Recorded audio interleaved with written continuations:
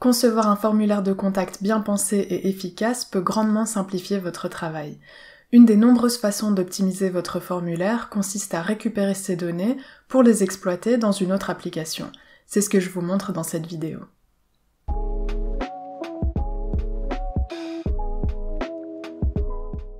Bonjour, c'est Nora et sur cette chaîne, je vous aide à optimiser votre site WordPress.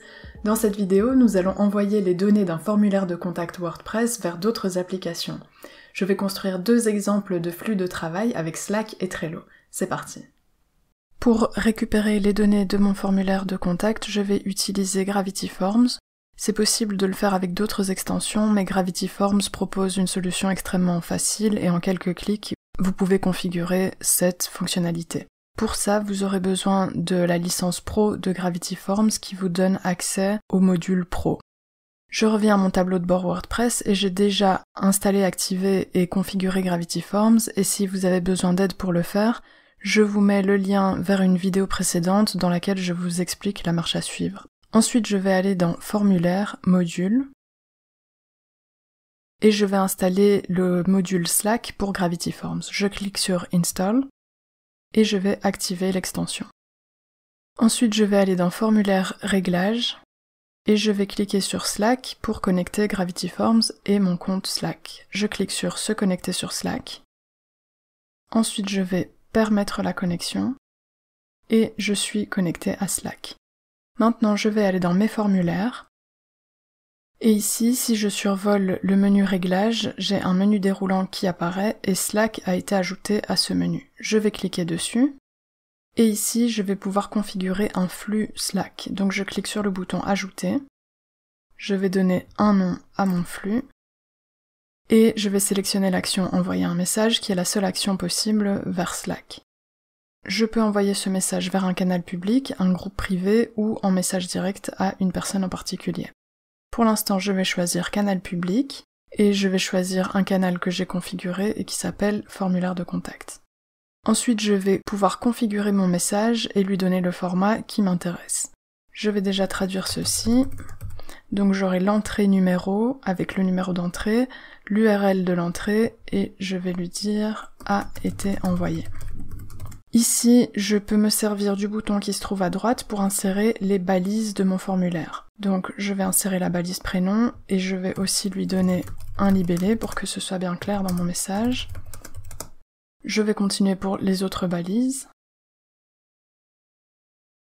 Vous pouvez également insérer des balises que vous n'avez pas explicitement ajoutées à votre formulaire. Par exemple, vous pouvez ajouter une balise date pour la date d'envoi du formulaire sur votre site. Pour ça, vous avez deux formats de date.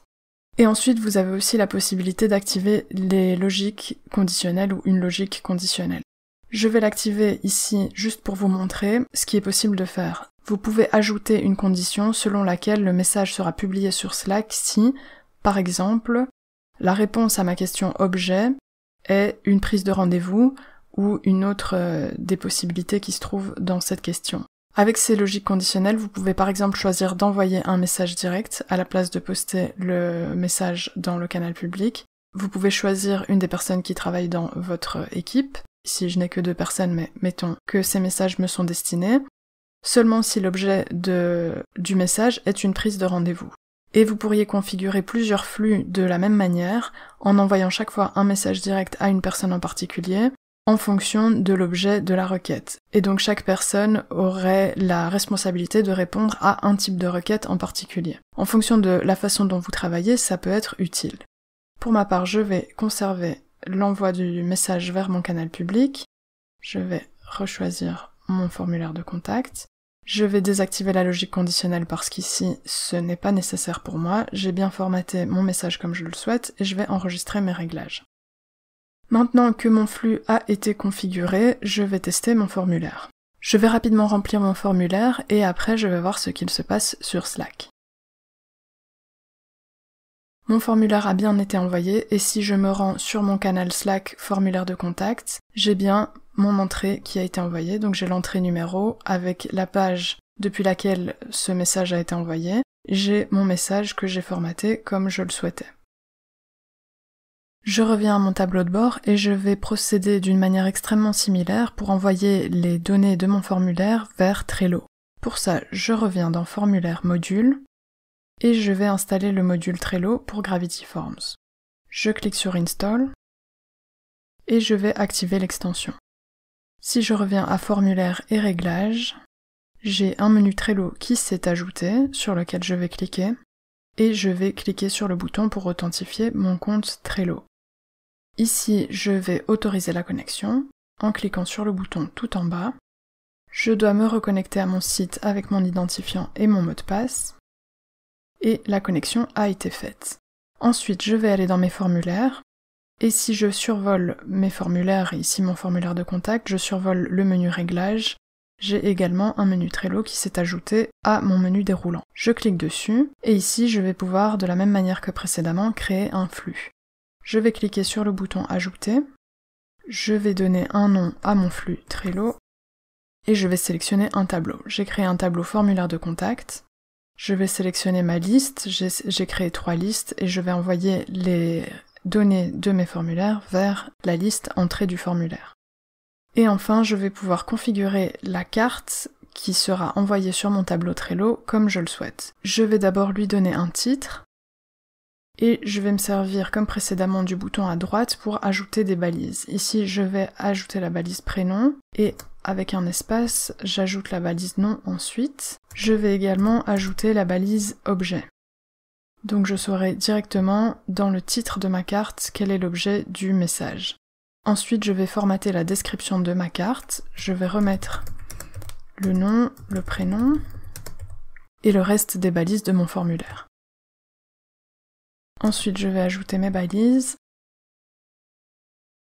Et comme tout à l'heure, je vais ajouter une balise date. Et je vais ajouter le champ de la date. Et si vous le souhaitez, vous pouvez formater ceci différemment avec par exemple la date plus bas après une ligne.